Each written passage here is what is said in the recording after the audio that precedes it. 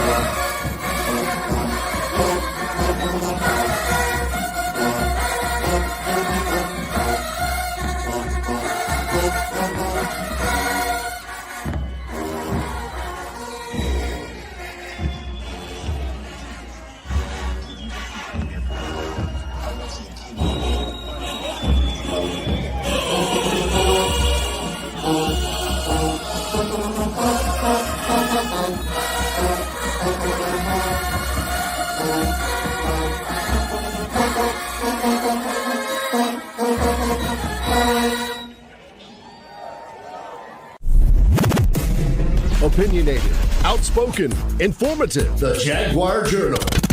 Your source for the latest information on Southern University sports and SWAC athletics. A Baton Rouge sports talk tradition.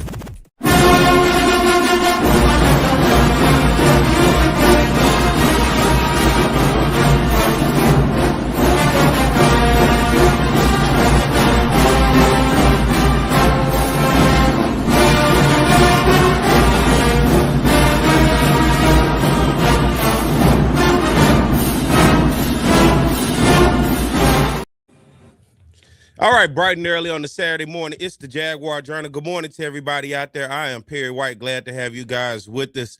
Good morning to everybody listening on Talk 107.3 FM live across the Baton Rouge capital city area and everybody watching on our YouTube and our Facebook.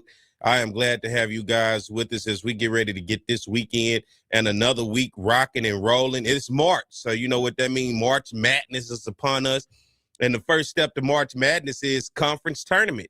Both Southern men and women are going to be in the conference tournament. I say are because everybody's going to be in the conference tournament this year. You know, in the past, they used to be selective in terms of the top teams that go. But this year, all 12 teams in the conference will be headed to the SWAC basketball tournament over in Atlanta. I had a chance to go last year, and I really do love the arena that they're in this year. That arena is very intimate. It's small, and it fits the crowd size of typically what you get for a SWAC basketball tournament, especially during the championship times.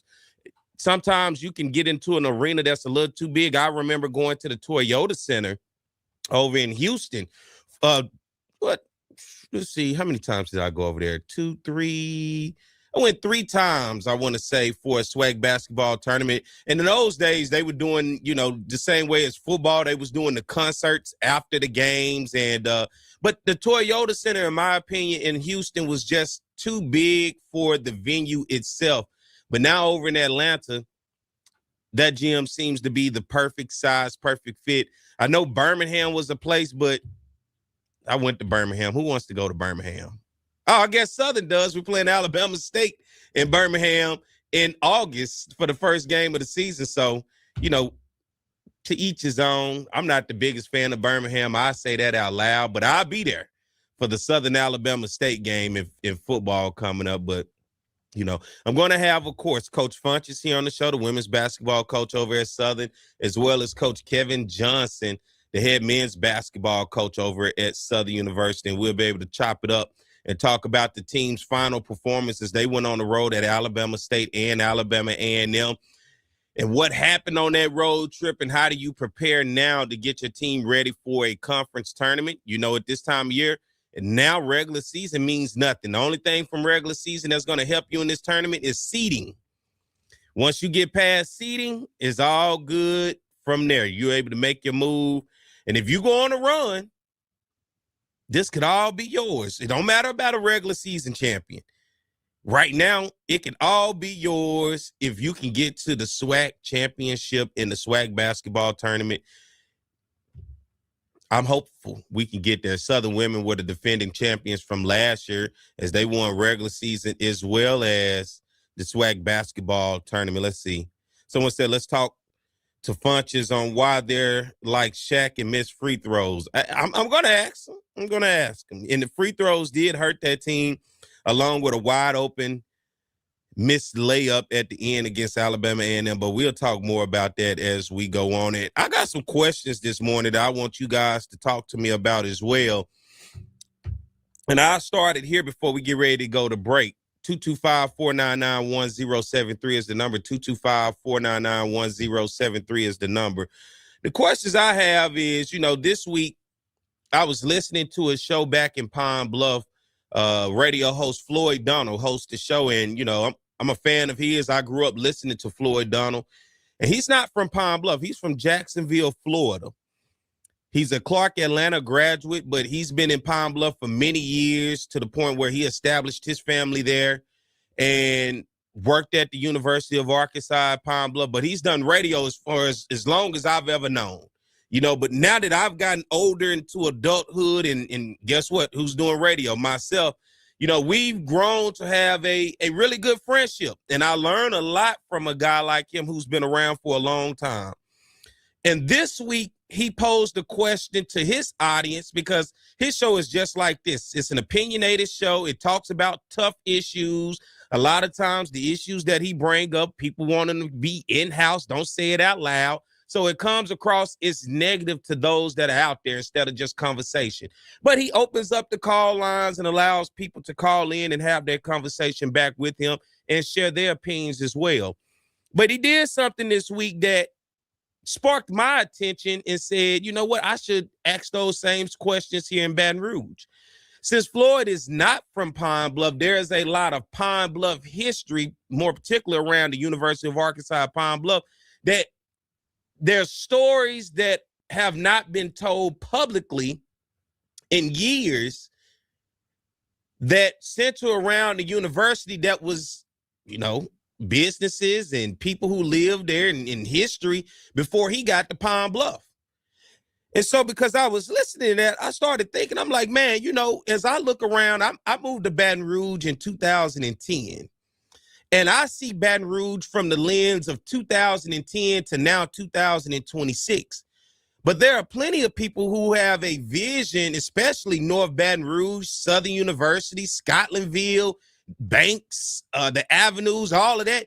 You have a different perspective of seeing that community compared to the way I see that community, because many of you may have grown up in that community. Many of you may have been going with your parents and grandparents or your folks to Southern games and on Southern campus many, many years well before I got here. But I'm going to open up the call lines today because I'm curious to know. I see Scotlandville in the state that it is now, and it's been like that for about 16 years since I've been in Baton Rouge. In 2010, it's 2026.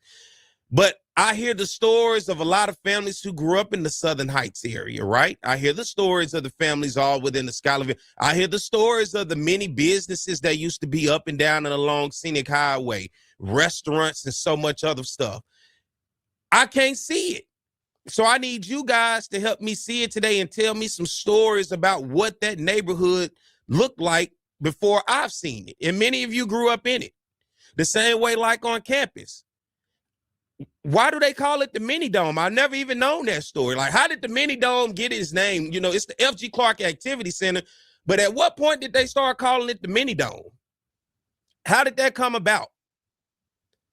I started thinking about so much, like, when did they start calling it the Strip? Who called it the Strip? When did that stick for it to be called the Strip? I know talking to Coach Roger Kadar where Lee Hines Field is, I think he told me back in the day that was a cow pasture. I just can't picture it. I can't see it. I need you guys to help me do it. 1073 is the number. Tell me about what it was like if you grew up in that neighborhood. What was it like back in the day? I know right down the corner where Scotland splits and it goes up Scenic, and then the other way you can go down towards Baker. There's a place right there where they told me right down that corner where that brick building is, where famous people back in the day would come do concerts and stay. That community has a rich history, especially when you're talking about black folks. Somebody's seen it. Somebody grew up in it. You know that area well before me. Let's get ready to take a break. When I come back, we'll continue that conversation because I'm curious to know what that area of North Baton Rouge, more in particular Scotlandville, Southern University, how has it changed over the decades compared to, I've only seen it since 2010, but many of you have grown up in it and you've seen it well before me. What have you seen change? What would you like to see come back? And tell me some of the stories that you know of that community in that area. 225-499-1073 is the number. Let's take this break. We'll be back more to Jaguar Journal. It's On the Yard Sports, and I'm Perry White. And what I need for you to do is go follow and subscribe to our YouTube, Facebook, Instagram, as well as Twitter right now. For the first time in the 79-year history of the Southwestern Athletic Conference Elite Championship game determines the overall champion today. Live from Legion Field in Birmingham, Alabama, it's the champions of the East, Jackson State, taking on Southern, the champs from the West. Hello, everybody. George Johnson along with Charles Mann. And I got to tell you, a great poet once said, this is the way it's supposed to be. And it is. Number 11 Southern taking on number 15 Jackson State. Both programs have won 3 SWAC titles over the decade. So it's only fitting in the first SWAC championship game we determine the program of the decade. We've got a lot of offense out on the field. And yet this guy right here, he's going to tell you this game's all about D. It's always all about D, George. You know that. It's always all about D. An all-pro defensive end is going to tell you that. When you think about Jackson State, this is a team that is very potent offensively, but defensively they've led the SWAC throughout most of the year, and they've got the best player in defense in the SWAC, and that's Tommy Head. Tommy Head. Get used to saying that name. You'll say it all day. He'll be all over the field. He's always around the football. He's the leading tackler on this team. He also has 5.5 sacks. At one point this year, Southern led the nation in scoring defense. Then they ran into Florida A&M. They got a lot of guys out there that can get it done, but at the top of the list is DeMarcus Miller. DeMarcus Miller, the linebacker coach, Terrence Graves, told me there's one word to describe this kid, and that is relentless. He's only 5'10", 285 pounds. He makes a lot of plays, though. Relentless, appropriate word for our third member of the broadcast team, and that's Joe Clare, who's standing by down on the sideline. Joe? Yes, indeed. I'm down here on the field capturing all the pageantry and revelry that is black college football. Birmingham, Alabama is a lovely city. This is the inaugural SWAC championship in their city, so they came out to have a good time. I will be covering the bands, the cheerleaders, shout-outs, all of that kind of stuff. Back to you guys up top. All right, thank you very much, Joe. You know, earlier this year, Southern beat Jackson State, their 4th straight win over the Tigers. But what's most impressive about Southern, they haven't lost a conference game in 25 outings. They put it on the line against Jackson State. We look at the starting lineups brought to you by Western Union Money Transfer, the fastest way to send money worldwide. You saw the backs. Here's your offensive line. Damon Nivens is a first-team All-SWAC member. Defensively, there's your starting lineups for Jackson State's defense. Chandler, Tommy Head, Edward Reese, pretty good middle linebacker. Rashard Anderson is a professional prospect, and they say he will be in the NFL next year. It is your starting lineup, brought to you by Western Union. Mark Washington is your quarterback, Destry Wright, the all-time leading rusher in school history, is the tailback. Jeremiah Todd is in. All right, everybody, I'm back. It is the Jaguar Journal. I'm Perry White. Good morning. Glad to have you guys with us. Good morning to everybody listening on Talk 107.3 FM across the Baton Rouge capital city area on the radio waves, and everybody watching via the internet, whatever you're watching it on, YouTube, Facebook. Good morning. Glad to have you guys with us. Be sure to keep up with the Jaguar Journal across all social media. We're on X. We're on Instagram. We are on Facebook. We are on TikTok. We are also on YouTube. Hit the subscribe button. We're on Twitch TV, Spotify, and Apple Podcasts. Be sure to keep up with the Jaguar Journal across all of those. Listen, I'm asking a question this morning, and I'm going to keep on asking. Maybe somebody don't want to call in. Maybe it's too early to talk, but I'm curious to know. I moved to Baton Rouge in 2010. The first thing I saw, and remind you, I didn't grow up here. I'm not from Louisiana. I don't have any family from Louisiana, right? This was a place where I saw Southern from afar. I'm the outsider, as people say. That's why I guess a lot of times I don't see things the same way that people who have been around the university their entire lives, the way that they may see things about how to go about doing certain stuff. But for me, I'm an outsider. I fell in love from Southern from watching Southern on television, not showing up to Southern's campus, right? So to watch it on television is one thing. And when I say television, I'm talking about the Bayou Classic and maybe some games back in the day on BET. I can remember a couple games, Southern playing some teams on BET. But aside from that, actually coming to the campus, my first time actually coming to the campus was 2006. Southern and UAPB played here, and I came down here. Was it 2006? Yeah, one of those dates, right? Came here and had a chance to see the campus, but that was about it. We came, saw the campus, and we left. So when I finally decided to come to school here and, transfer in, that was 2010, fall of 2010. I actually then got a chance to see Baton Rouge for a good perspective because at that point I just saw Southern, and of course Highway 61 is right there. That take you straight up to where you need to go to get back to Arkansas. So you don't have to see no more Baton Rouge. Once you're gone, you hit 61 and you go straight up. But for me, when I finally got a chance to see, I went around. I used to get my hair cut right there where Jack in the Box is. There's a barbershop and beauty shop that was right there. I'm not sure if that guy's still there or not. But I used to get my hair cut when I first got here. I first banked right there across the street at Liberty Bank. It was my first bank when I moved here. I ate at those restaurants right there at the time. Raoul's was on the corner. You had Jack in the Box, which I cannot eat to this day. McDonald's. Then you had the Snowball stand across the street. But where the Snowball stand, I could tell that must have been an old building or something right there. Then, of course, the Chevron, the Family Dollar was not there. Then there was an old bookstore right there next to where the police station is. And then there's a gas station now that's on the other side of that. That gas station was not there.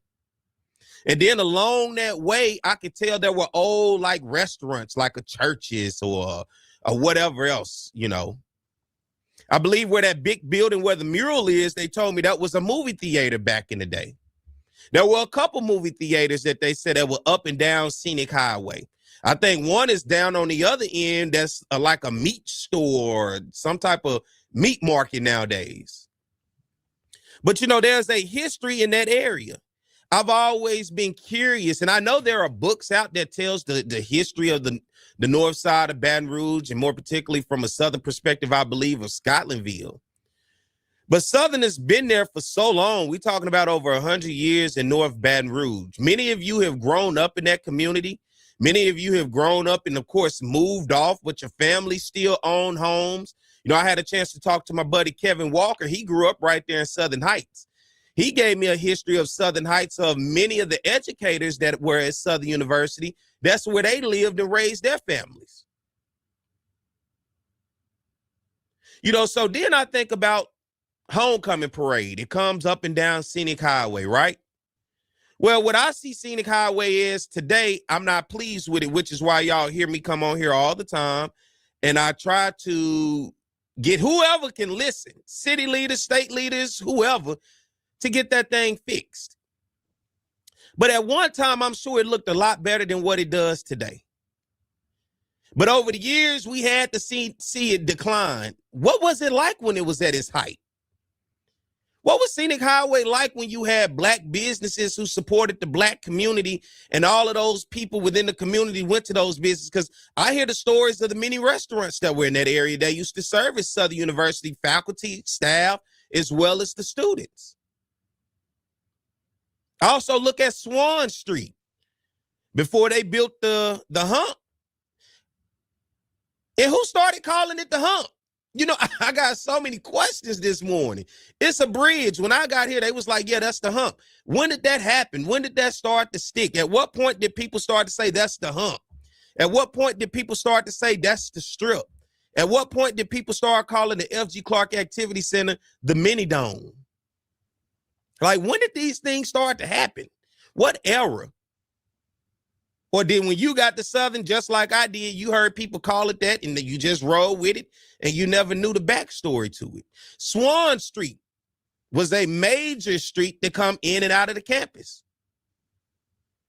I heard the stories of you would have to wait on those trains that came across the track right there that sometimes would stop and take forever to get past, which is why ultimately they built the hump. But when I look at Swan Street, some of those old buildings that still stand, of course, abandoned, I can tell at one time maybe that was a business. Maybe that was an old apartment building, or an old store or an old restaurant. What is it about that area? And what's the history of that area? What was Southern like when you was in school in those areas? I hear about a store, was it Coleman's, I think? There was a Chinese restaurant right behind Liberty, right where Top Choice is. I think there was another store that people used to go to right there. Before there was a Jack in the Box, what was right there? Before there was a McDonald's, what was it? I'm curious. Before the Palisades, because I think it's called the Cadence now, what was in that area right there as soon as you come over the foot, right there on the corner of Scenic and Harding, before you go over the hump? What was right there before that? I don't know. I was not here. I never saw the area before of 2010, and I've only seen it after. It's been the same to me since 2010. We in 2026.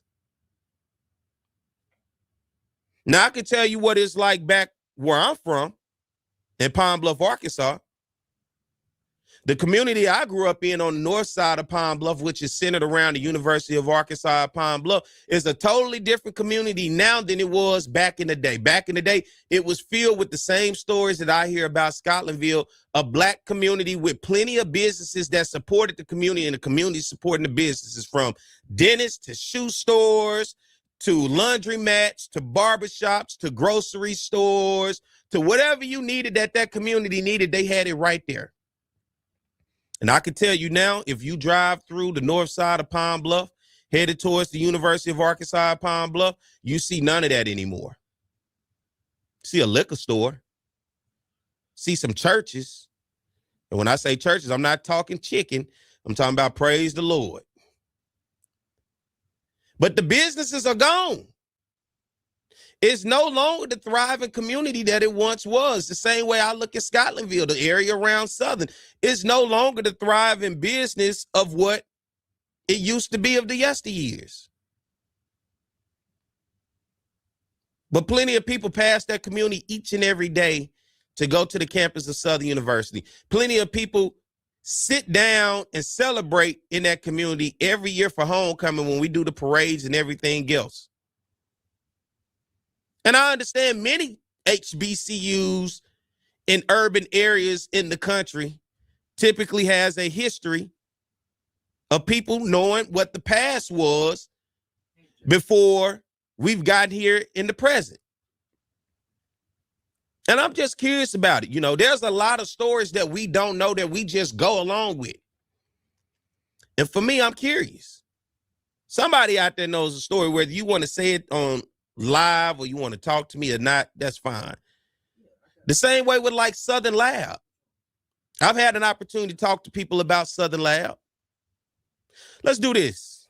I'm up against a break. Let's take a break, everybody. When I come back, we'll continue more of the conversation. I'm hoping I'm sparking some memories. Maybe somebody out there, you got a memory you want to talk about what things were like back in the day. What was it like growing up for you? What was it like just coming onto the campus? When did you start to see the community and the campus change? What were the major changes for you? I don't know. You tell me. Many of you grew up right here in Baton Rouge. If you did, many of you grew up on the campus of Southern University. I did not. I'm curious, though. How did things get its name?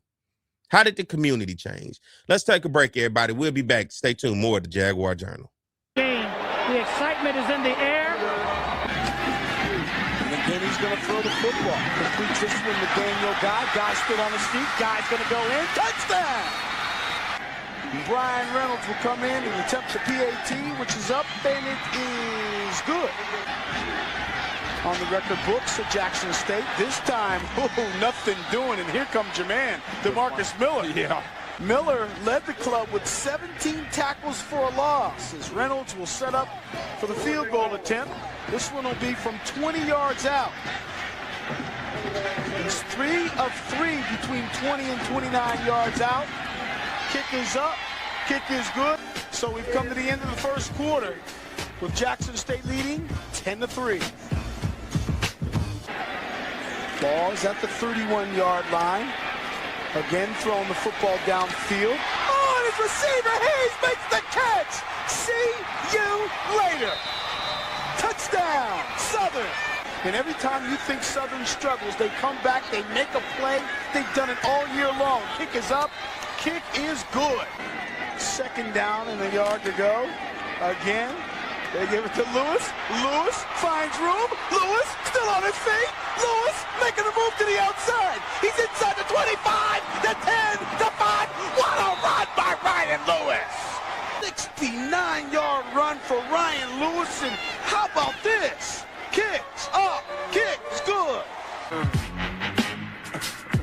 Halftime, George Johnson along with Charles Mann. Southern trailed in this football game 10-7. Then they reel off 14 straight points, and they do it with the big plays.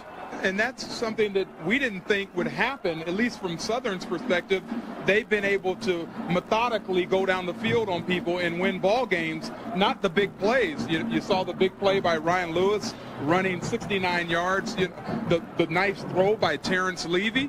This is something that I don't think Jackson State thought they would see in Southern either, and they go into halftime down by 7 points. Jackson State came in the best defense out of the SWAC. And if you take a look at the highlights, you will see that this club, and I'm talking about Southern, was really able to capitalize on a couple of miscues, and the big plays are the result of it. And this is Daniel Guy with a nice stiff arm to Bradley Pittman there. And he runs that ball 36 yards inside for a touchdown, makes it 7-3. And then Terrence Levy, quarterbacking, throws a big bomb to Michael Hayes, who gets by Rashard Anderson and waltzes into the end zone for a 69-yard reception. And then the big run by Ryan Lewis, a scat back for Southern, races 69 yards for the score. And that's where it stands right now, 17-10. Southern is on. All right, everybody, we're back. It's the Jaguar Journal. Good morning. I'm Perry White. Glad to have you guys with us. Good morning to everybody listening on Talk 107.3 FM across the Baton Rouge capital city area, and everybody listening across the world on our YouTube and Facebook Live. Good morning. Glad to have you guys with us. I'm posing a question because this is a question for a lot of communities, especially African-American communities across the country. You know, we hear the term gentrification. I hear that about what's happening around Howard University right now out in Washington, D.C., how the community is changing, right? Being gentrified. But I know I've been to every school in the SWAC except Alabama A&M. And I can tell you for the most part, for those that are in the urban areas, they are in the African-American communities for sure. Now, you have your rural schools like the Alcorns, the Grambling, right? Mississippi Valley, right? But I look at UAPB. I grew up in that area, so I can tell you firsthand what that experience was like in that community. The same way Alabama State in Montgomery, I can tell you as soon as you get off the interstate where you at. Jackson, Mississippi, Jackson State. As soon as you get off the interstate and get down in there, I can tell you exactly where you at. Valley Street, I can tell you where you at. I can tell you the same thing, Texas Southern over in Houston. I can tell you the same thing in Baton Rouge when you get to Southern. These communities over the years have changed. These communities were beacons for those communities, for the faculty, the staff, the friends and the family, the alumni, anybody that came and went to these universities. The community supported them, especially the students. These communities do not quite seem to be the same anymore. They've dried up. Businesses have closed. Families have moved out. Decay, abandonment has happened. And the structure in terms of infrastructure around it has gone down. I continue to bring that up, especially with Southern, because I have a vision in my mind for North Baton Rouge and more in particular around the Southern University campus. A place that I hold near and dear to my heart. Of course, you know that. But I'm always curious of what a place looks like now at its worst, because it does look bad. I can't sit here in front and tell you I drive through there and I think it's amazing. It is not. When you turn off an airline and then you get onto scenic, the best thing you got is coming down Harding. But still, I cannot ignore the fact when I look at the community, it has history. It has stories. We got somebody on the line. Let's go to the call lines. We got Chuck on the line. Good morning, Chuck. Good morning, everyone. This is an interesting conversation. I can't speak for Baton Rouge, but I can speak for Monroe, Louisiana. And like I said, we're talking about gentrification. And I'll tell you the last time we talked about these things, Houston, Tillotson, and Austin, they've gentrified that area. HBCU there, people forget it. That HBCU is there. People always think about University of Texas, and just like in Atlanta with the Atlanta University Center, with Morehouse, Spelman, Clark, Atlanta, Morris Brown, and all that area has been gentrified as well. But here in Monroe, Louisiana, we just had a Black Heritage Parade last Saturday, and that had a broadcast on Monroe Free Press. It's a Black-owned news. So we have two Black-owned newspapers here, Monroe Free Press and Monroe Dispatch. And Monroe Free Press's founder and owner, Reverend Roosevelt Wright, talked about that. They had it right there in the area where it used to be Black. They called it Black Wall Street on Desir Street. The parade came through there, and it preserves a building called the Miller Roy Building. That was a well-known building. That's where a lot of that was a Black hub, because that's where the doctors, attorneys had. That's where Louis Armstrong and Cab Calloway used to perform there. That was a chitlin circuit, and also Ivory Joe Hunter, a recording artist who lived here in Monroe. Since I Met Your Baby, he had a hit that was a hit in the 1950s. He had his recordings too. That's where he recorded it right there in that building. But having that building just there, it was just an eyesore. What happened? They preserved that building. What happened? All that area around the Desir Street has been preserved. And you talking about gentrification? That's what has occurred. They've taken it. They have restaurants and bars and other places that are in those areas now. They've done a lot of facelift on downtown Monroe in that area. And what it used to be the Black hub, and what happened? The city has gotten there and put other things, and these others are coming in there and taking over. And I'm not going to take up your show, but this is an interesting conversation. I heard I saw Carla Jenkins in there talking about Howard University. I've been through Howard's on Howard's campus, and I know what that area looked like. You look at this prestigious institution right there in the middle of the hood in Northwest Washington D.C. Appreciate you. Hey, you making good points, man, because across America, where our universities and institutions are, we look at those communities, and those communities are not the same communities that they once were when they serviced the faculty, staff, and the students of the schools. And things are different now. And because things are different, I'm always curious about the past. The late Dr. Everett Gibson always used to tell me, you got to know where you come from to know where you're going. And for so long, I think we pull up, we get out, we look, we see, and we drive past it. I'm of a generation where I'm curious to know what things were like. I'm so curious to know what communities were like before I saw them for myself, before I was born, because there's a story to them. Exactly. You're exactly right, because what happened, and it came, integration, and people say, hey, look, I can go and go to places I want to go to, live in neighborhoods, and many of them, like you said, many of them moved out away from these cities and towns, and that's another thing that occurred as well. And that's why Grambling had preserved what they have now. They have shopping centers that are going up now. They say Ruston, instead of having to go to Ruston each time, say we can get our own as well. I think they're trying to get a hotel there too. They have a lot of nice truck stop, a TA truck stop, and many other businesses are coming along there in Grambling. They said, let's get that money as well. And I'm going to land on that one. All right. Thank you, Chuck. Man, as always, man, I appreciate you. All right. You all take care. Have a great weekend. All right. Who we got, Mike? Terry. Good morning, Terry. How you doing? What's up, Pierre? How you doing, I'm man? doing good, man. You got to turn whatever you're listening to me in the background, you got to turn it down. I hear like an echo or something. I'm not sure. Probably because I'm on speaker. the problem? Yeah, you got to get an echo to it. Okay, I'm not sure why, because I don't have anything else on. Can you hear me now? I can hear you. I hear Okay. an echo still. Like when I speak, it's like it's playing back. Are you still on speaker? What about now? Let's see. I don't hear it anymore. There we go. We good. What you got there? Okay. I was gonna say, man, that's an excellent topic that you're bringing up, man. But I want to also say that's by design too. I want us to be clear about that as well. You got to understand that one time, as you already noted, Scotlandville was self-sufficient. We had our own things, as you stated, about the businesses and things of that nature. But if I remember, if my memory serves me correctly, I think around 1927, 22, don't quote me on that, probably going to be some older heads. They could probably tell you exactly when that the Klan come through there and burn down the city, just like they did Tulsa, Oklahoma. See, whenever we are self-sufficient, there's always going to be obstacles because they never suspected us to do such a thing.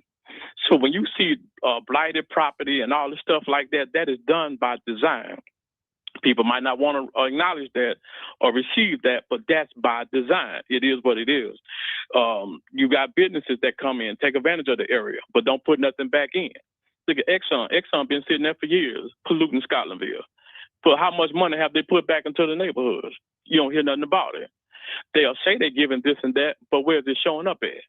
You have so many people that come in and exploit that area, but never give back to that area. So, but when you have politicians that look like you and I that's fighting for that area, do you know how much opposition they have to get money put in that area? See, we don't talk about that side of the story. Not talking about you, but, just this side of the story just doesn't come up. Because there are people who are fighting to try to make that area better, along with other areas of Baton Rouge.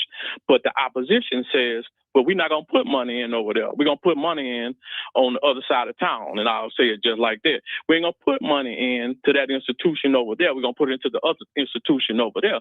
Let's just keep it real. So when you're looking at all of the encroachment that happens in Scotlandville, it's by design. When it happened to banks, yes, sir. Let me ask you this. Did you grow up in that area?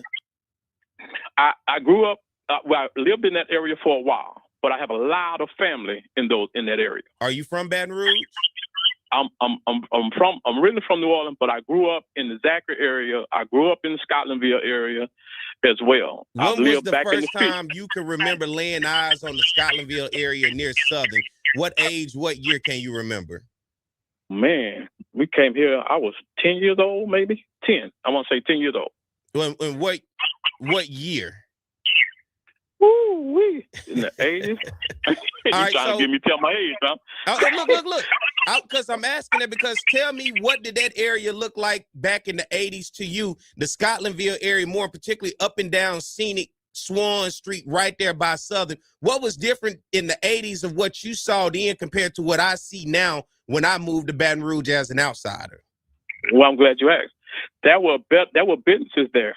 I remember there was doctor's offices there. There were so many things that we was, again, self-sufficient that was there that you didn't even have to go past Scotlandville if you look like you and I to have things done. All you had to do, because that was a doctor's office right there. I can't remember the doctor's name. I don't know if it was, I don't want to try to call no names, but I think Dr. Hall was there. Dr. Hall was there, and other pharmacists was there. All that stuff was there. But all of a sudden, it disappeared. Why? And around what time would you say things started to disappear, where you saw the decline of the neighborhood in your eyes to start to change from the moment you saw it in the 80s? Well, it didn't change in the 80s. It changed later on. Yeah, that's what I'm saying. And when did you start to see the change over the years? Oh, man. You asking me when? Yeah. Or what? When? I would say to my eyes, because see, I left and went to the military for a while. So when I come back, I want to say around the late 90s, early 2000s, it was really bad to my eyes, because I had to come back from being in the service. Mm-hmm. So when I got back, it was a drastic change. But at the same token, but it's by design, and we can't get away from that part though, period. See, we talking about the state that is in. What caused that state? why we can't get the funding that everybody else get. Even though the politicians are fighting to say, okay, we need to do this to that side of town. We need to do that to that side of town. But the powers that be, or the majority say, well, look, we don't have that kind of budget to put money in over there, but you have money to put in over there. And I'm trying not to call no names. But, and so this is what we're going through. All of the encroachment that happens to Scotlandville is ridiculous.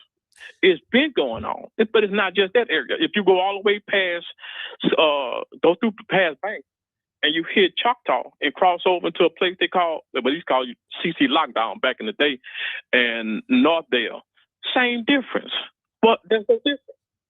Is anything that resembles, and I hate to say this, but it's just a reality, that resembles you and I, there is a lacking thereof. Let's just be real. I can go Ghost Town, same thing. I can go to Easy Town, same thing. So therefore, it's not just one area, though. Why all of the areas that you and I live in look like that? Why they're complicated? Why? Because of the simple fact that there's not enough funding being put in those areas. Terry, let's reality. do this. I'm up against Yes, a break. If you can call me back and let's keep this conversation going at 8:30. Can you do that? Yes, sir. All right, I appreciate you, Terry. Hey, y'all, I got to take a break. When we come back, we'll continue more of the conversation. I'm liking this, all right? Y'all stay tuned. We'll be back more to Jaguar Journal. Washington second, but he's intercepted right there. This time the inside handoff, and the ball was dropped, and Tommy Head. Head. Here's Taylor in the pocket, looking downfield and looking for Leroy Fields, and this one looks intercepted, and it is. He's played a lot tougher ever since. And this is a free play for Southern. 2nd and 15. It's a free play. Levy completes his It's pass. a free play. Oh, and he's still up. It's a free play. Hayes is going to continue running inside the 10, the 5. Unbelievable Michael Hayes. Hayes now with 187 yards receiving, 169-yard touchdown, 181-yard touchdown. And Southern's came up with all the big plays. They lead by 14. And that one is intercepted by Darden. Darden looking for some room, and Guyon will finally drag him down. But we start the 4th right after this. 2nd down and 20 after the penalty. Oh, he's got a man wide open. Going into the corner. Touchdown! Reynolds attempting the point after. It's good. A 32-yard field goal. Kick is up. Kick is good. This is a great football game. We knew it would be, though. Torrey Thigpen got us out of our seats. And this is the punt return by Torrey Thigpen. We were just talking about we haven't seen him. He breaks 2 tackles and runs up the sideline. He has great blocking, but gets pushed out of bounds on about the 1-yard line. And touchdown Jackson State. The game is a game of momentum swings. Snap is good. The kick is up. On driver. Yes, sir. The ball up to the big receiver, Michael Hayes. There he goes. Hayes makes the catch. Hayes still on his feet. Hayes looking for blocking. Hayes trying to find a hole. Hayes is still on his feet. He alley-oops. He's inside the 15 and drawn out of bounds at the 10-yard line. An I formation. Oh! Fumble Levy. He kicks it and falls on top of it.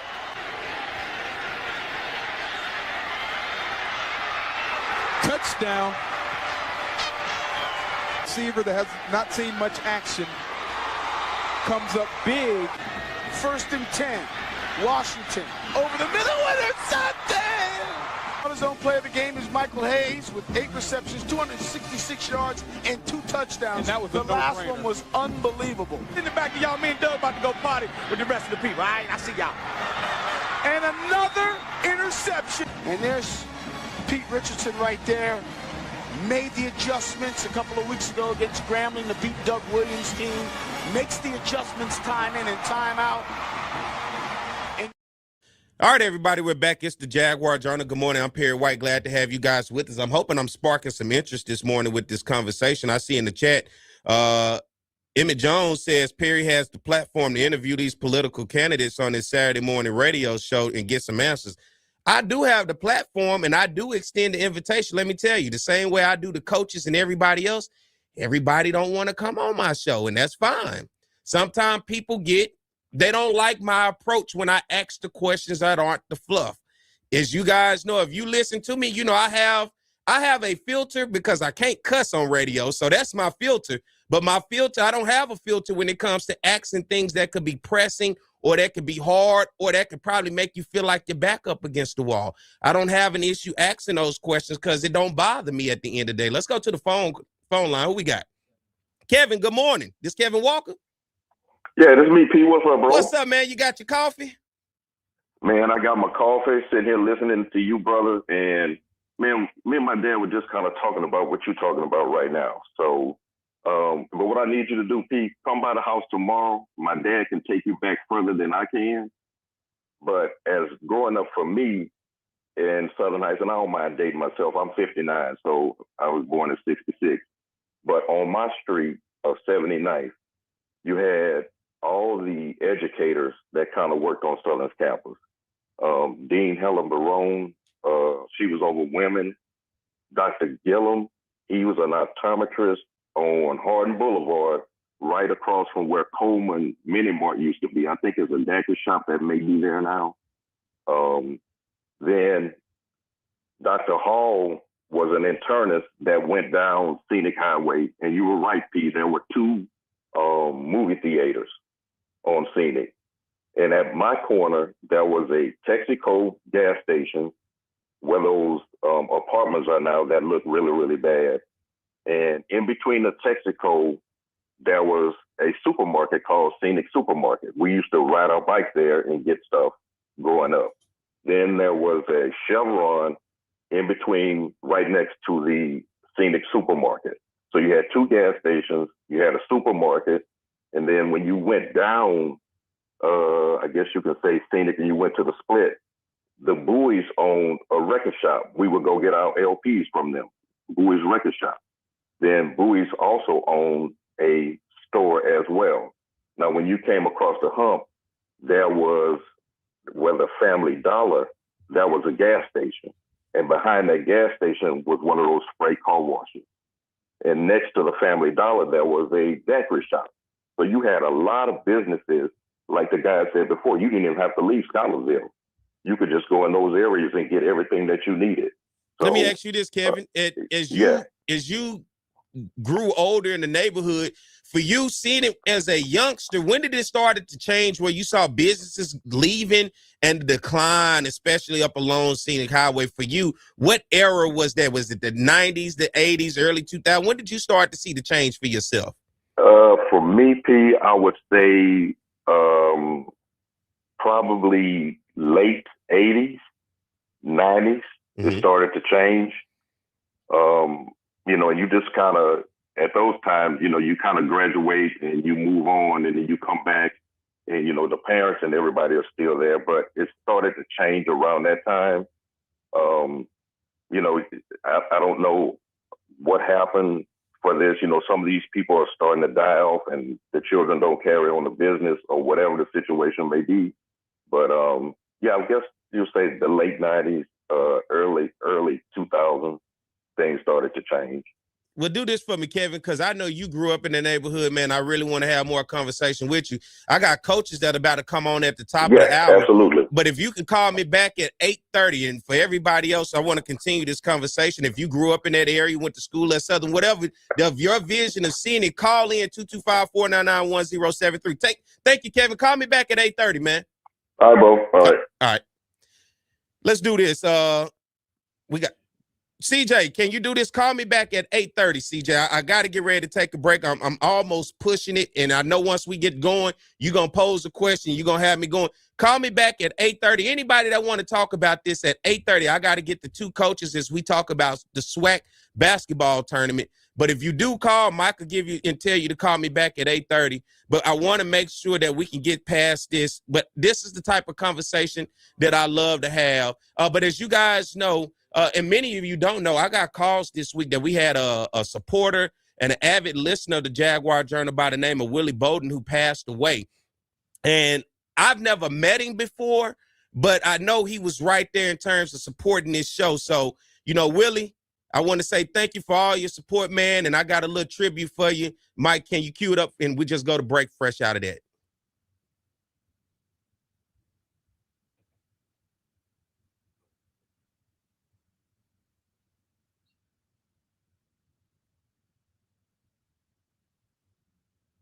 Well, do we need to do it another time?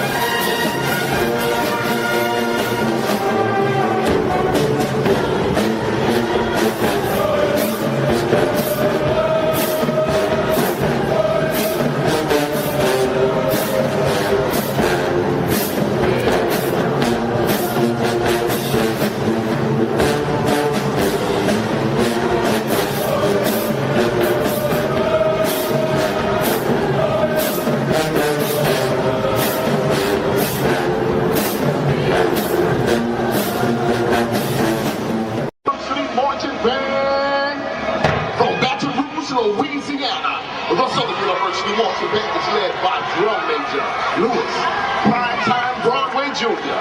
Show him some love.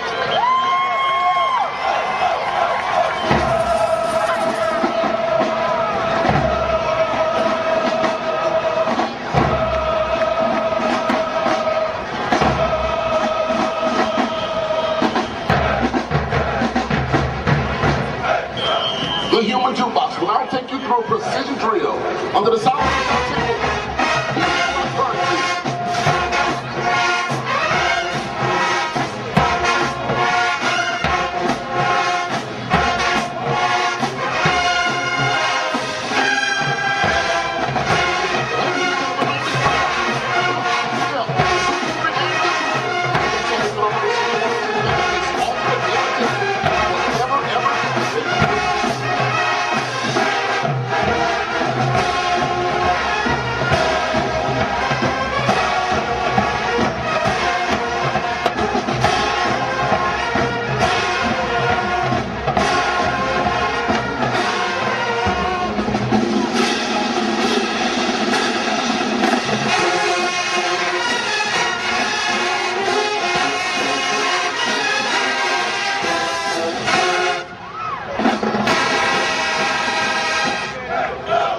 The SU band will now do the midfield drill to the two. Lovely.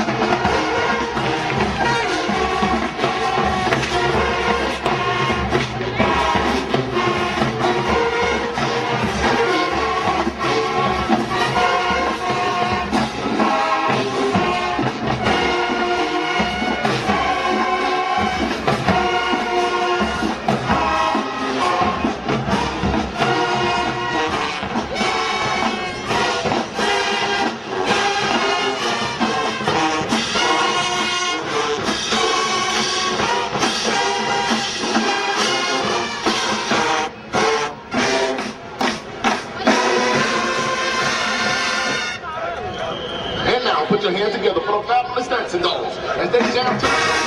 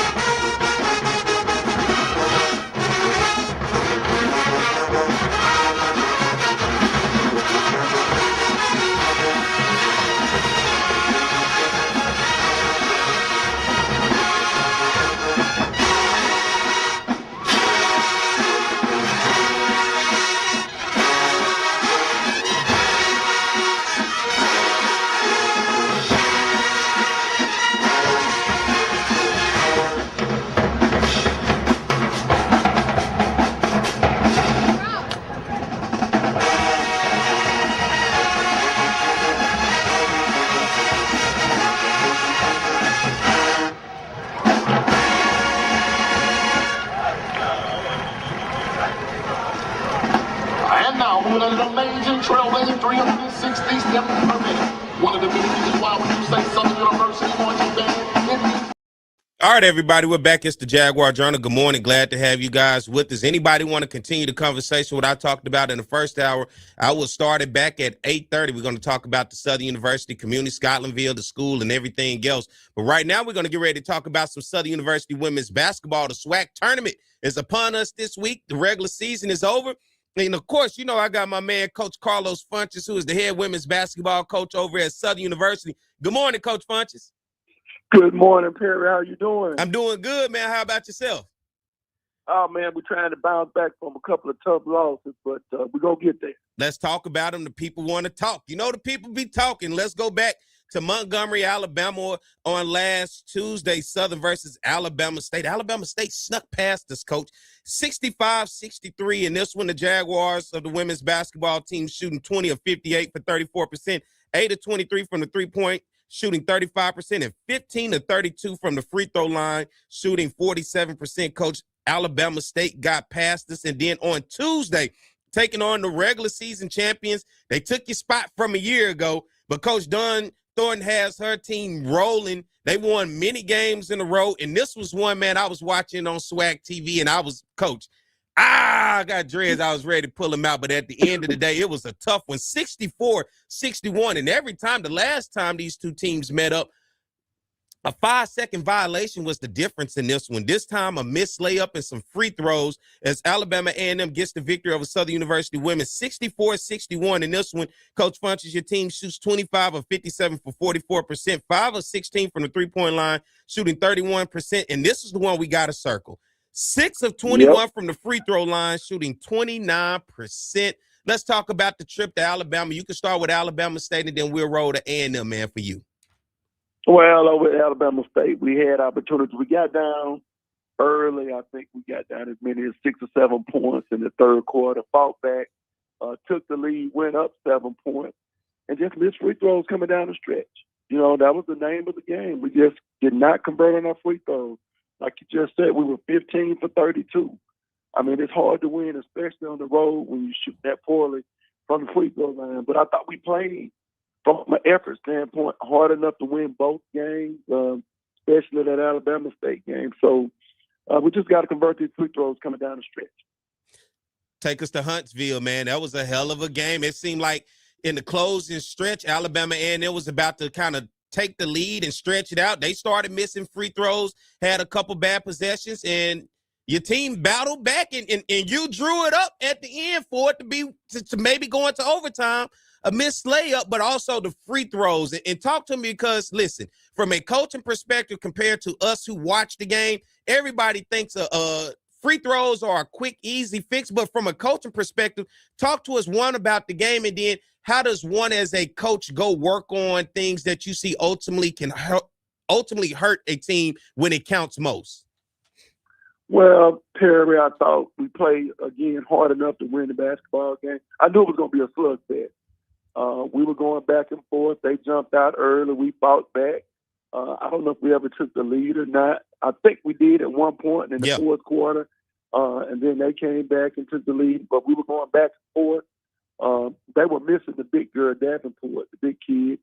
We had a couple of injuries. Deshante Evans did not play. She was, she's our defensive stopper out on that perimeter. Michaela Cunningham, she had injured her toe in the first half, and that really hurt our rotation. And Kiana Wilson had got a concussion in the first half. So we were down to our third string point guard coming down the stretch. But the young ladies continued to battle, and we did some things that it took to win the game, but we just could not close it out. We went 6 for 21 from the free throw line. Again, you have to convert those, especially on the road. Had a chance to tie it up. Jocelyn Tate made a great move going to the basket and just was a little strong off the glass. But we did some good things, so we're going to try to take those good things and hopefully they carry over to the tournament. What was the emotions in the locker room after that game against Alabama A&M, knowing it was right there and it kind of just got away? How did those young ladies take that loss? Well, both games. I mean, both games, they knew that we had an opportunity to win, and they know that we can win this tournament. You know, we just have to play well. But they were upset. But like I talked to them about, shaking back. You know, it's all about the next game. You know, this is not our last game. We got to come back to this tournament. We'll be playing Jackson State on Thursday, the 11th, and try to get a victory. You know, now moving forward, as a coach, what do you do for the free throws? Do you just dedicate a practice to free throws? Do you kind of just take it and go? How does that work from a coaching standpoint, especially in basketball, especially when it's going to be crucial this week? We've been up and down the free throw line all year. We had that 5-6 game winning streak early in the conference and shot the ball extremely well from the free throw line. I think we were up around 70%.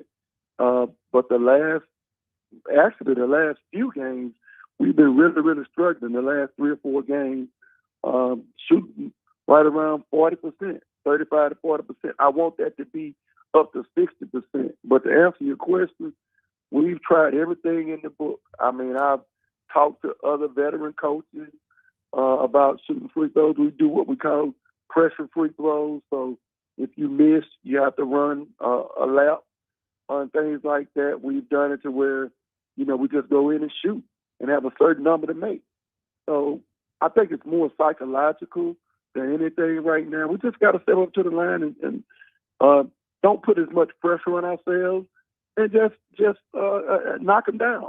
Just step to the free throw line, trust your stroke, and shoot the ball. I'm going to bring some humor in this. I'm going to say they must love running, Coach. That's all I can think of. They must love running. But I asked you that because it's just a perspective for people out there to hear from the coach. Because I know one thing about you, you're big on accountability. You're not going to run away from any question when it comes to this team because you know this team better than anybody, you and your staff. And that's for anybody that's out there listening because I see what's said on social media and I read the comments and I hear what people are saying. And the free throws are the number one thing. But this is for the public to be able to hear so they can have a better understanding. And when it comes to you and this team, you do understand. You're not oblivious to what's going on.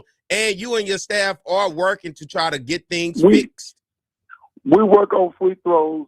If we practice 6 days a week, we got to work on free throws at least 5 minimum. Most of the time is 90% of the time is 6 days a week. We're going to take some time out to shoot free throws, you know, whether it's in the middle of practice or at the end of practice. And most of the time it has consequences with it. You know, if you miss, then you have to run a lap either as a team or as an individual. So we do work on it. We know that's been our Achilles heel in all of these losses that we've had. I think we've had 5 losses now, 5 losses. That's been a total of 12 or 13 points. I mean, that's all games that you had an opportunity to win, and most of the time it came down to free throws. But we're going to continue to work, and we're going to continue to believe. So, you know, we're going to go in here in about an hour and get some free throw shooting up. You know, most of the time today is going to be dedicated on shooting jump shots and shooting free throws. So we're going to get in and try to get that done and try to get it corrected and get some confidence going. Now, did you guys still stay over in Alabama, or did you come home and then you're going to head back over? No, we came straight over. We didn't know when we were going to play when this trip was planned. This was back in August. So we knew the tournament was going to start on Monday. We're going to have a practice session at the gym that we're going to play in tomorrow on Sunday. So we most definitely needed to get that in. That was going to be our only opportunity to practice in the venue that we're going to be playing in. So we won't play until Thursday, though. So we'll practice every day leading up to that. And for everybody out there, the kids not going to be missing school. We have spring break, of course, this coming week. So they're not going to be missing any class. Perfect timing, isn't it? You work on free throws all day. That's right. Plenty of time, no time. Just got to find some humor in it for the people that's out there that's a little uptight when it comes to stuff. Let's look at the SWAC women's basketball tournament this week, right? Things are going to get kicked off on Monday. Number 10 seed Texas Southern will take on number 11 seed Bethune-Cookman. That should be a good one. Game 1 at 11 a.m. And then you're going to have Number 12 seed Prairie View taking on the number 9 seed Mississippi Valley State in game 2 at 5:30. How about the 8 seed Florida A&M? They're going to get the winner of that Texas Southern and Bethune-Cookman game. And then the number 7 seed, the Golden Lions of UAPB, who just knocked off Alcorn State to end the regular season, they're going to get the winner of the Mississippi Valley and Prairie View game. Now we look at the top 4 seeds who are going to be waiting to play on Wednesday and Thursday. Alabama State, of course, your regular season champions. They're going to be playing in game 5 at 11 a.m. They're going to get the winner, of course, that Florida A&M and that first game in between Texas Southern and Bethune-Cookman. Southern, the number 4 seed, will then take on Jackson State, the number 5 seed. Then you're going to have Alabama State, the number 3 seed, taking on Grambling State, the number 6 seed. And then Alcorn State down there at the number 2 seed. They'll take on the winner between the UAPB, Prairie View, and Mississippi Valley game in game 6 before we get ready to head to the semifinals on Friday and, of course, the championship on Saturday. Coach, your thoughts, all 12 teams this year being invited to the SWAC basketball tournament? Well, I think it's a good thing, especially for the student athletes. We've just been bringing 8 teams, so 4 teams have been getting left out. So it's going to be a good experience for everybody. And, the young ladies like to go watch other teams play. Everybody get a chance to kind of mingle a little bit. They're going to give out the all-conference awards. We had Maya Porter, who was voted second team all-conference. So that was a big accomplishment for her. And I think this was the first, last year I think we had Anaya Gordine, who was second team all-conference. But we had many kids over the last 4 or 5 years to be voted all-conference. So we always had to rely on the all-tournament team. So that was one of the most important things. But it's great to have all the teams participate. Knowing that your opponent already, which is going to be Jackson State, a rivalry game to start this thing off, a team that when we look back when Jackson was rolling, it was Southern Jackson going back for this championship. And you have some instant classics against Jackson, especially in this tournament. What do you see from this ball club in the tournament this year? Well, they're going to be well coached. They're going to be balanced. So they're going to come out and run their offense and do a great job defensively. They're one of the better defensive teams in the league. So we're going to have to come out and play some of our best basketball starting this tournament. I think you guys got the talent, Coach, to win this whole thing, seeing especially the teams that you've been up against. And as you said, just sometimes at the end it has gotten away, whether free throws or whatever else. But this team is talented enough to win it all, Coach. And I'm wishing you guys the best. I'm going to be tuned in and watching it all, man, and I hope you guys can bring it back for the second year because I know you're the right guy for the job, and you've done miracles and wonders with this women's basketball team at Southern, especially when you look at how the landscape of college women's basketball and just college sports has changed. So to you and your staff, man, you got all the love and the support from me and as well as the Jaguar Nation. And your words to the Jaguar Nation to come out and support you guys over in Atlanta. Yeah, we need everybody to come out. Jaguar Nation is always strong at every tournament, with us and the men's team both playing on Thursday. Hopefully we have a great crowd. We had some alumni down at Alabama State the other night, so it was really good to see some of those guys. Darryl Battle, former men's basketball player. But we're going to come out, we're going to fight, we're going to battle, and when the horn blows, we're going to look up and see who wins it on the scoreboard.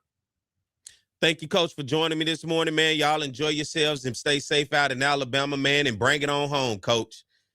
All right. Thank you so much, Peter. Yes, sir. That's the voice of Coach Carlos Funches, the head women's basketball coach over at Southern University. They're taking on Jackson State this Thursday in the SWAC women's basketball tournament game at 11 a.m. for Game 7. Let's get ready to take a break. We come back on the side. We're going to talk about the men's and what's going on. So you guys stay tuned. We'll be back more to Jaguar Journal. It's On the Yard Sports, and I'm Perry White, and what I need for you to do is go follow and subscribe to our YouTube, Facebook, Instagram, as well as Twitter right now. For the first time in the 79-year history of the Southwestern Athletic Conference Elite Championship game determines the overall champion today. Live from Legion Field in Birmingham, Alabama, it's the champions of the East, Jackson State, taking on Southern, the champs from the West. Hello, everybody. George Johnson along with Charles Mann. And I got to tell you, a great poet once said this is the way it's supposed to be. And it is. Number 11 Southern taking on number 15 Jackson State. Both programs have won 3 SWAC titles over the decade. So it's only fitting in the first SWAC championship game we determine the program of the decade. We've got a lot of offense out on the field. And yet this guy right here, he's going to tell you this game's all about D. It's always all about D, George. You know that. It's always all about an D. all-pro defensive end is going to tell you that. When you think about Jackson State, this is a team that is very potent offensively, but defensively they've led the SWAC throughout most of the year, and they've got the best player in defense in the SWAC, and that's Tommy Head. Tommy Head. Get used to saying that name. You'll say it all day. He'll be all over the field. He's always around the football. He's the leading tackler on this team. He also has 5.5 sacks. At one point this year, Southern led the nation in scoring defense. Then they ran into Florida A&M. They've got a lot of guys out there that can get it done. But at the top of the list is DeMarcus Miller. DeMarcus Miller, the linebacker coach, Terrence Graves, told me there's one word to describe this kid, and that is relentless. He's only 5'10", 285 pounds. He makes a lot of plays, though. Relentless, appropriate word for our third member of the broadcast team, and that's Joe Claire, who's standing by down on the sideline. Joe? Yes, indeed. I'm down here on the field capturing all the pageantry and revelry that is black college football. Birmingham, Alabama is a lovely city. This is the inaugural SWAC championship in their city, so they came out to have a good time. I will be covering the bands, the cheerleaders, shout-outs, all of that kind of stuff. Back to you guys up top. All right, thank you very much, Joe. You know, earlier this year, Southern beat Jackson State, the 4th straight win over the Tigers. But what's most impressive about Southern, they haven't lost a conference game in 25 outings. They put it on the line against Jackson State. We look at the starting lineups brought to you by Western Union Money Transfer, the fastest way to send money worldwide. You saw the backs. Here's your offensive line. Damon Nivens is a first-team All-SWAC member. Defensively, there's your starting lineups for Jackson State's defense. Chandler, Tommy Head, Edward Reese, pretty good middle linebacker. Rashard Anderson is a professional prospect, and they say he will be in the NFL next year. It is your starting lineup, brought to you by Western Union. Mark Washington is your quarterback. Destry Wright, the all-time leading rusher in school history, is the tailback. Jeremiah Todd.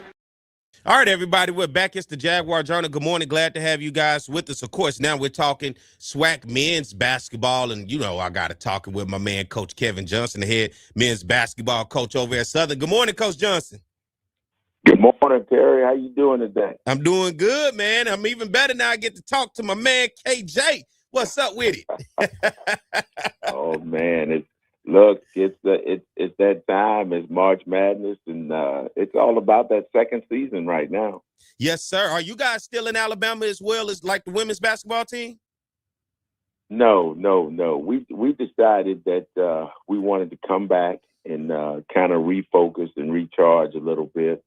And we knew we'd play either Wednesday or Thursday, but seeing as though we were playing Thursday, I just didn't think it was a smart move to keep those guys on the road the entire week. Yeah, I can understand. So you guys get a chance to come home, eat a little gumbo and whatever else in the time being. But let's go back to last week as your team went on the road to Montgomery and Huntsville. Let's start in Montgomery against Alabama State. 71-64, the final. Southern University men's basketball get the victory in this game, Coach. You guys shot 23 of 62 for 37%, 6 of 18 from the three-point line, shooting 33%, and 19 of 27 from the free throw line, shooting 70%. Take us back to that game and getting out of Montgomery with a victory.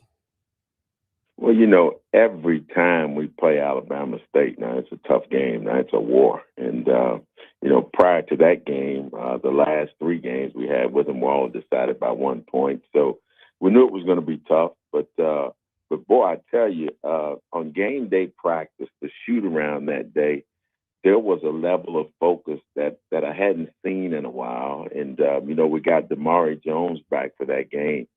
And so there was a comfort level I had going into that game. Of course, you never know how the game's going to go, right? Mm-hmm. But, boy, I tell you, we battled, and took control of that game late in the second half and wouldn't give it back. So tremendous road win, very difficult place to play. And that Alabama trip has become just about as tough as that Florida trip. And, boy, really, really proud of where our guys finished that game. And proud is an understatement as we looked over to Huntsville, right against Alabama A&M. This one came down. It seemed like it was all ours. Then all of a sudden, within that last minute, the Bulldogs started to pull it off. They reminded me of that Reggie Miller moment back in the day. You know what I'm talking about? He started knocking down shots, brought them back. 88-85 is the final score. Southern University gets the victory. 27-52 shooting from the field for 52%, 6 of 10 from the three-point line, shooting 60%, and 28 of 37 from the free throw line, shooting 76%. Walk us through this Alabama A&M game, and more particularly, Coach, that last minute on how they ended up getting hot, but you held off with some free throws. Yeah. Well, again, like to game day, I put a lot of emphasis on game day practice. And, what you like to see on that practice on the day of the game is a level of focus, and guys that are ready. You want to know if you're ready. And I certainly felt that again. So back to back. And so, you come into that game and, we get off to a good start. We play well, build the lead in that game. And late in that game, I thought we got a little fatigue. I thought we had some key turnovers down in that kind of help them climb back, right? But you hope that your team plays with resilience, and I feel like we showed that, man. I mean, shoot 76% from the free throw line to finish those guys off, and again, two tough places to play on the road, and just so happy our guys were able to pull those two off, and we're going to use that momentum going into the conference tournament. Let's talk about the conference tournament. The SWAC men's basketball tournament is going to get kicked off with the first round on Monday. Number 10 seed Alabama State in game 1 at 2 p.m. will take on number 11 seed Alcorn State.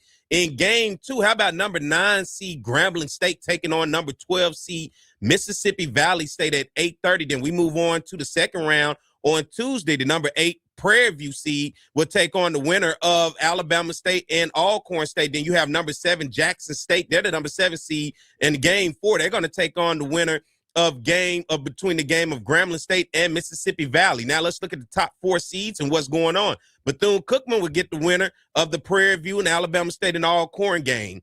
Texas Southern and Alabama A&M at the number 4 and number 5 seed will play in game 7. Southern University already has its opponent. The number 3 Southern Jaguars will take on the number 4 seed UAPB Golden Lions. And then, of course, the number 2 Florida A&M, number 2 seed in game 6 will take on the winner between the Grambling Valley and Jackson State game. Coach, here we go. You know how I talk about this one. My mama alma mater is back on the line. This one I make up for.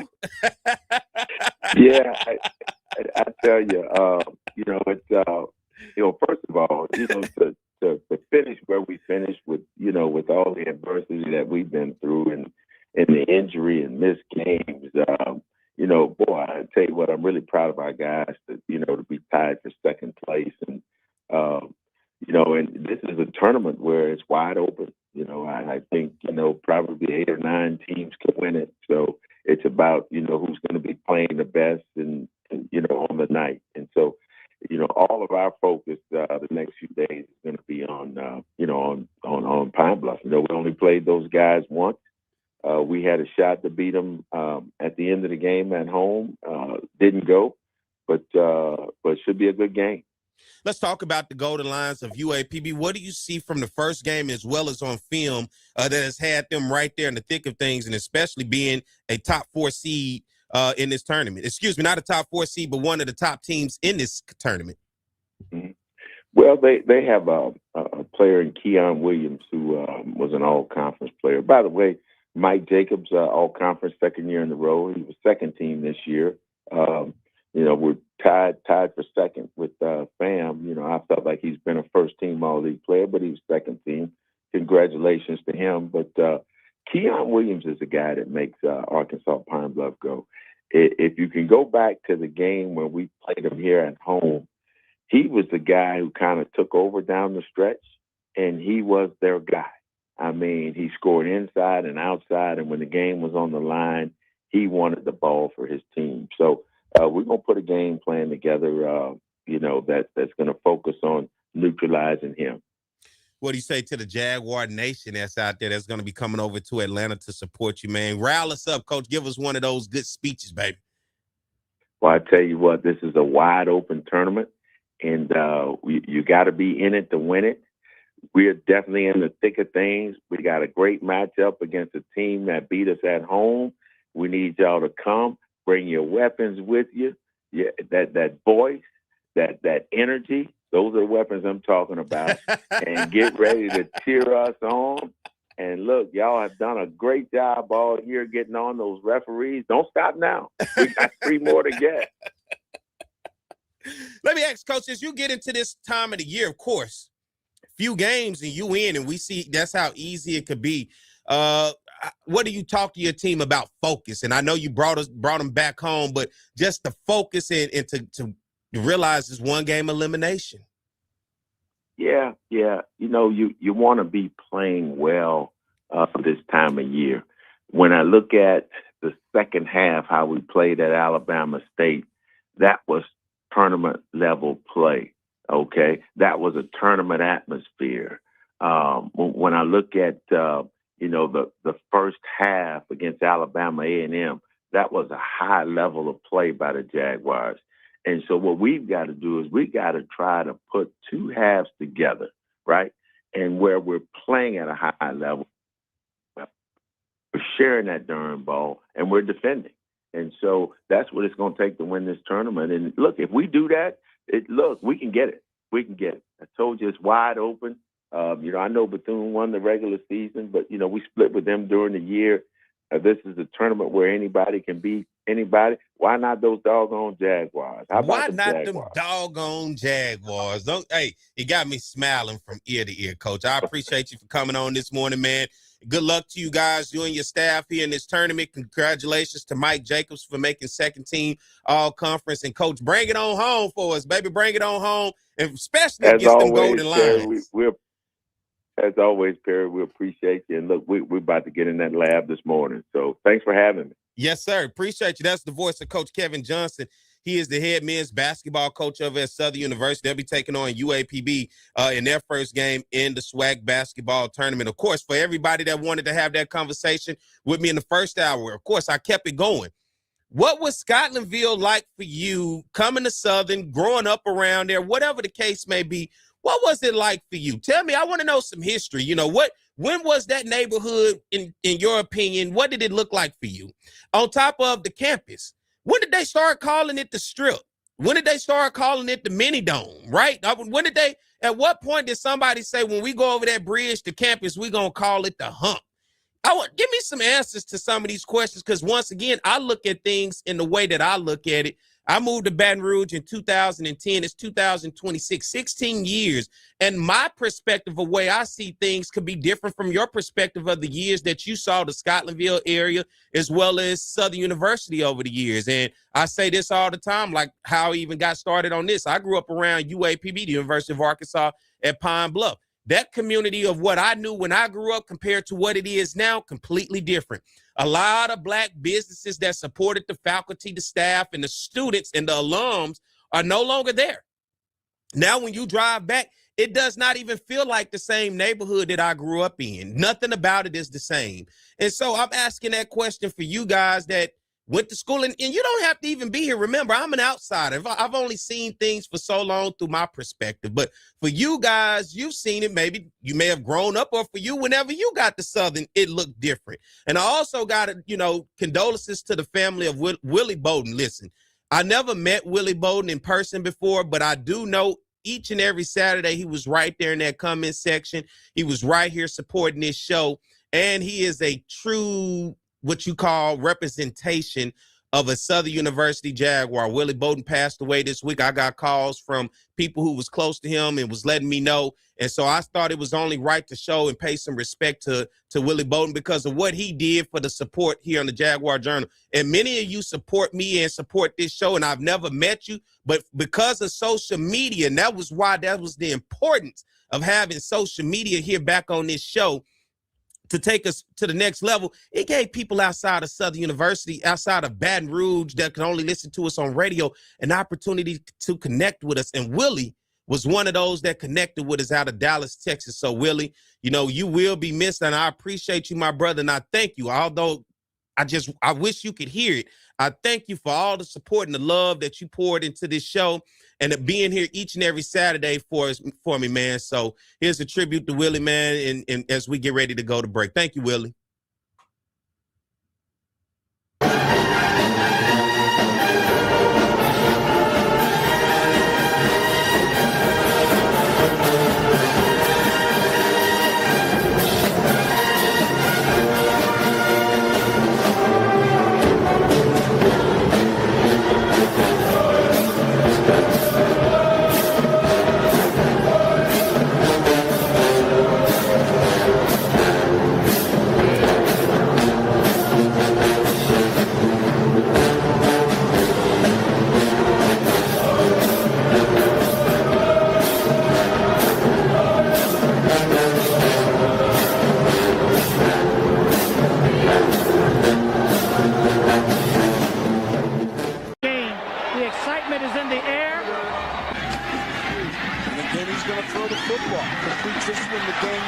Guy still on his feet. Guy's going to go in. Touchdown!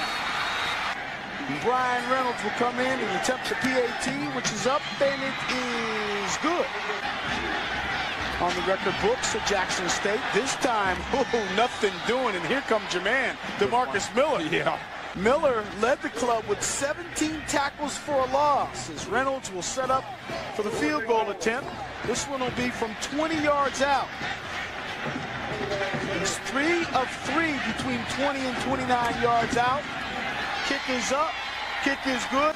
So we've come to the end of the first quarter with Jackson State leading 10-3. Ball is at the 31-yard line. Again, throwing the football downfield. Oh, and his receiver Hayes makes the catch. See you later.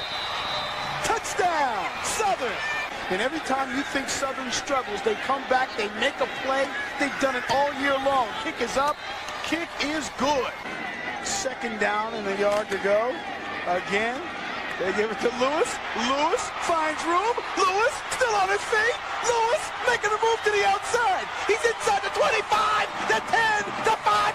What a run by Ryan Lewis. 69-yard run for Ryan Lewis. And how about this? Kicks up, kicks good. Halftime, George Johnson along with Charles Mann. Southern trailed in this football game 10-7. Then they reel off 14 straight points, and they do it with the big plays. And that's something that we didn't think would happen, at least from Southern's perspective. They've been able to methodically go down the field on people and win ball games, not the big plays. You saw the big play by Ryan Lewis running 69 yards, the nice throw by Terrence Levy. This is something that I don't think Jackson State thought they would see in Southern either, and they go into halftime down by 7 points. Jackson State came in the best defense out of the SWAC. And if you take a look at the highlights, you will see that this club, and I'm talking about Southern, was really able to capitalize on a couple of miscues, and the big plays are the result of it. And this is Daniel Guy with a nice stiff arm to Bradley Pittman there. And he runs that ball 36 yards inside for a touchdown, makes it 7-3. And then Terrence Levy, quarterbacking, throws a big bomb to Michael Hayes, who gets by Rashard Anderson and waltzes into the end zone for a 69-yard reception. And then the big run by Ryan Lewis, a scat back for Southern, races 69 yards for the score. And that's where it stands right now, 17-10. Southern is on top. All right, everybody, we're back. It's the Jaguar Journal. Good morning. I'm Perry White. Glad to have you guys with us. Thank you to Coach Carlos Funches and Coach Kevin Johnson, both men and women's basketball coaches over at Southern University as they prepare for the SWAC basketball tournament this week. Both teams have made it in the top 4 seeds, so they'll both play on Thursday. Thank you to them for coming on, and good morning to everybody listening on Talk 107.3 FM across the Baton Rouge capital city area, and everybody listening and watching across the world on our YouTube and Facebook. Be sure to keep up with the Jaguar Journal. We're on all across all social media, TikTok, X, Instagram, Facebook. Subscribe to our YouTube channel. We're also on Twitch TV, Apple Podcasts, as well as Spotify.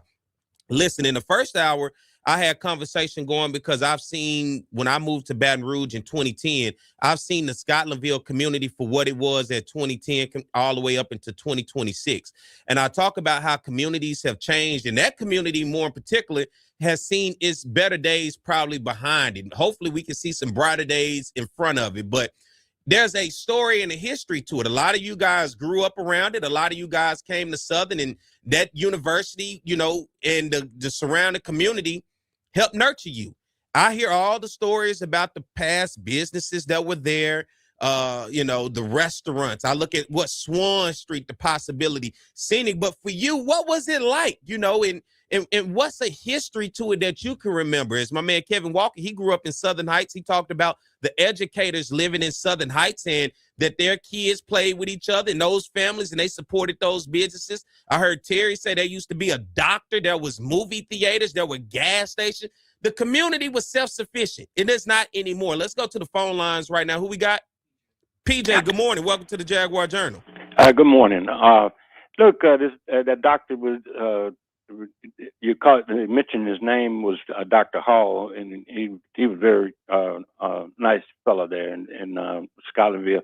But I wanted to comment on what you're referring to as the hump or the bridge over the railroad track. Yeah, that was a big thing back in the day because the railroad cars and everything were blocked away to get on and off campus and everything, and it was really a source of irritation to the students.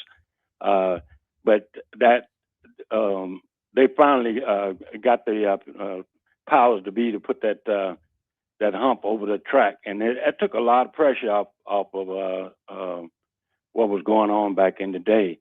If you notice, coming in and out of Baton Rouge on what you refer to as Highway 190 going over the old bridge, there is no hump. When the railroad, the train comes through there during the day, they had to stop the traffic there on 190. So that hump up at Southern University, people don't even notice it.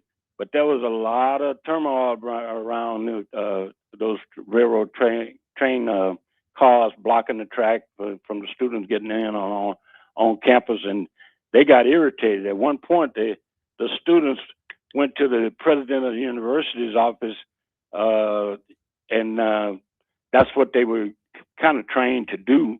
But they didn't do anything for the students. The students started gathering and getting their mind together, and that railroad track was something that everybody was irritated about, and they kept it up until they put that hump over that railroad track. And I said, like I say, nobody ever, very few people even notice it as you come and go there. When they start calling it the hump, like at what point was that the hump? Do you know? That's just the lingo, because it goes up and comes right back down.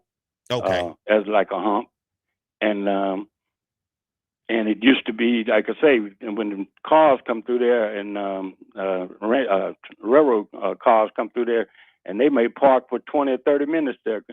You couldn't even get on the track. And Scotlandville was the epic epicenter for black social events there. The clubs, when they first opened there, had cloths on the table and candles and all that. And that was where the black community was growing up. Let me ask you this, PJ. Are you from Baton Rouge? No, I came to Southern University with whatever money my parents gave me in my pocket, and I got to Southern University. And somebody helped me out. And what year? Right around the year before. They shot Dr. King. That was 67. So tell me about 1967. You make your way to Baton Rouge. Where are you from? I was at Fort Polk. Okay. So you make it to Baton Rouge. You lay eyes on the Scotlandville community before you get on the campus of Southern University, more in particular where Scenic Highway. What did it look like for you at that time? It looked like it was a sprawling community that was dying out, or the economics was being drained out of it. that was at the start of it. Like I say, when I went to the various clubs around there, you could tell they used to be what they call high class or something like that. Mm-hmm. And then all of a sudden, you know, they barely had tables and served beer in the can and all that sort of thing. That wasn't happening before that. But you could tell it was kind of draining out at that time. And that was in 67. Yeah. So during that time, now that when the last time you've been back to the Scotlandville area, more particularly Southern's campus? Maybe a year. A year. What does it look like from 67 when you first saw it to 2025 or 24, whenever the last time? What has changed in your opinion? What does it look like in the difference of those decades? I think, honestly, I think there's an effort to keep Southern going. But the area around it, as I say, it seemed like the money has gone to other places and everything. What you did mention was when Southern got its start and everything, it was Southern, Grambling, and another college I think it's called Leland. Leland College. Yep. Yeah, up in Baker. And one day when you have time or something or passing through Baker, somebody may show you where Leland used to be, and if you got the wrong leadership, what will happen to that kind of land grant college? It'll send chills down your back to stand there and look at what they used to call Leland College, and now it's just the last time I was by it, just a field, a grown up field with the entryway being taken over by vines and all that sort of thing. I appreciate the call, PJ. Listen, man, what do you listen to us on, social media or radio? On radio. Man, I appreciate the support, man, and thank you for calling in. Do not be a stranger to the show, PJ. Well, a couple of other subjects I wanted to call in and ask about, and I will do that. Now, please do, man. I welcome it anytime, man. I thank you for supporting the show. Okay. All right, let's go to the next caller. We got CJ. CJ, well, good morning. What's going on? Hey, Perry, good morning. Good subject you're bringing up. Look, guys, you're doing a great job bringing forth everything that needs to be brought up. But let's just talk about the Scotlandville situation right quick, because I was born in 1945. I lived through Scotlandville. I participated in Scotlandville. I did things in Scotlandville. But really, sir, if you really want to know the honest God truth, Scotlandville problem is more of a self-centered type situation. The people that grew up there, raised there, participated there, they were their own worst enemies, because none of them, when they got out of Scotlandville High School, half of them didn't even think about coming back. They got into doing things bigger and better they thought that Scotlandville didn't represent.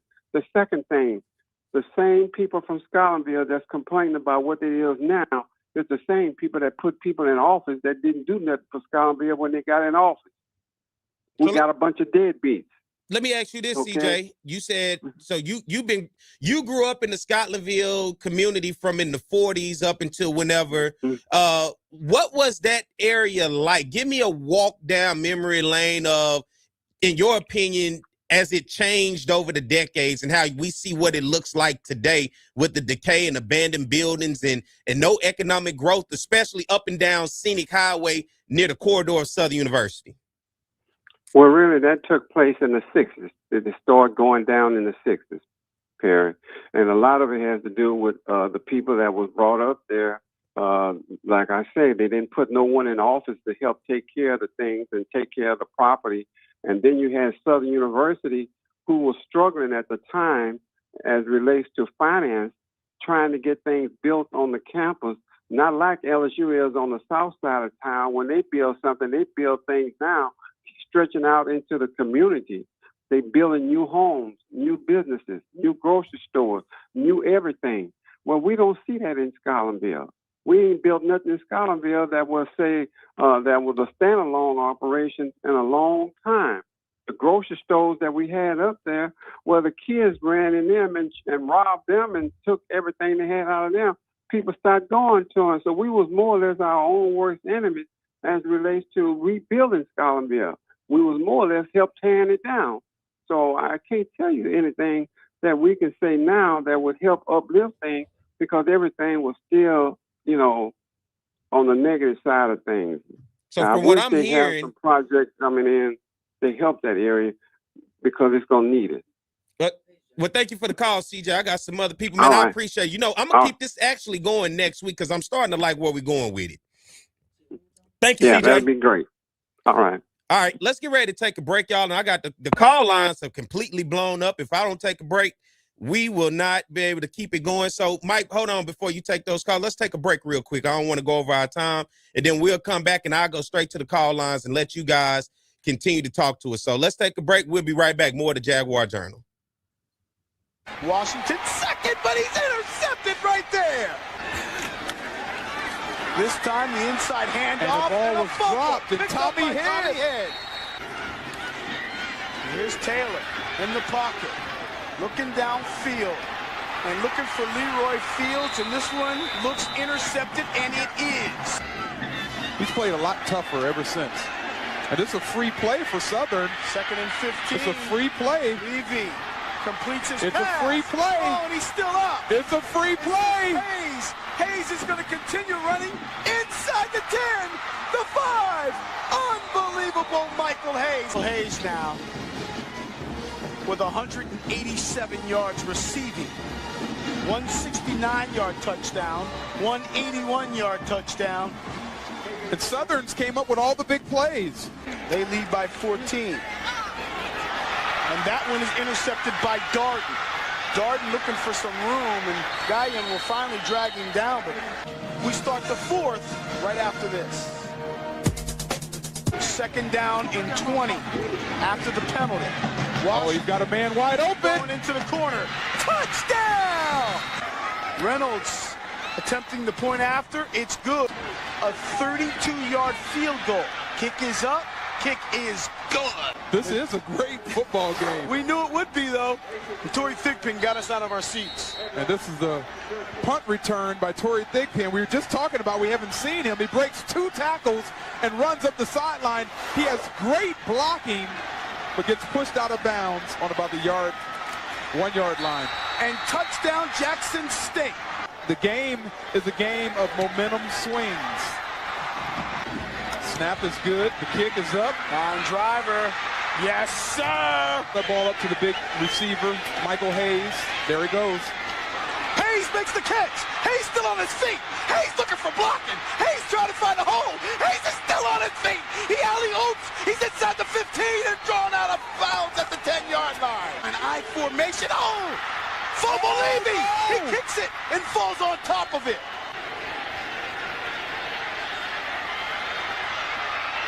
Touchdown. Receiver that has not seen much action comes up big. 1st and 10. Washington over the middle, intercepted. On his own play of the game is Michael Hayes with 8 receptions, 266 yards, and 2 touchdowns. And that was the last one was unbelievable. In the back of y'all, me and Doug about to go party with the rest of the people. All right, I see y'all. And another interception. And there's Pete Richardson right there. Made the adjustments a couple of weeks ago against Grambling to beat Doug Williams' team. Makes the adjustments time in and time out. And because of it, everybody, we're back. It's the Jaguar Journal. The phone lines have completely blown up. I'm looking at green all over the place. Let's go straight to the call line. Everybody, you got 1 minute because I'm up against a break. I'm going to have to do this show again next week. But we got 1 minute for everybody. Let's go to the first caller, Paul. Good morning, Paul. Yeah, thank you for taking the call. Yes, sir. First of all, I'm a Caucasian, lives in South Baton Rouge is St. George. I wasn't in favor of that, but it happened. I think we have to look at the perception of North Baton Rouge and the southern area of Scotlandville. The perception is single parents, drug culture, and a rap culture. Now, whether that's true or not, I think what are the people in that area doing to defend or oppose that perception? That's a good perspective. That's a perspective that, from an outside, from you, how long have you had that perception of North Baton Rouge? Are you hung up on them? All right, let's go to the next one. You should have left them on. I want to have that conversation. We don't get white callers often. I want to have that conversation with Paul. Paul, call back if you're listening next week. I'm going to continue this. I want you to call back, Paul. I want to have a good conversation with you. I think I want to get a understanding from a outside perspective. Often we hear from a black perspective, but I would love to hear more of what you're saying, Paul. Let's go to the next caller. We got Mr. White. Mr. White, good morning. Mr. White, you there? Oh, yes. Good morning. Good morning. This Mr. White? Oh, yes. Hey, what real you got quick. for me? You got 1 minute. Well, 1 minute, real quick. I want to concur with CJ. We, around the late 60s, 67, 68, when we could get the better jobs, we got paid a little bit more money, and we moved out of Scotlandville. I'm guilty of that. I'm a 72 graduate of Scotlandville High. But look, let me tell you this here. At the split where 19, which we call Scotland Avenue, to the right there was a drugstore, a black-owned drugstore. Next to it was a shoe store, a Charlie's shoe store.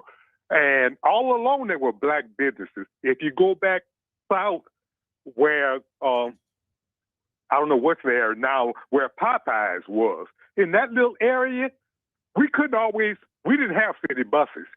There was a bus depot there and cab station. They were all black-owned. There were 3 or 4 black entrepreneurs who had buses, and we called them the blue buses. If you go further, Harding, across where you say where the apartments are now, that was a warehouse that done national distribution. If you from the back, coming to the back of the campus, everybody know the blue store. That was a family, the Trash family, ran that store for 20, 30 years or more.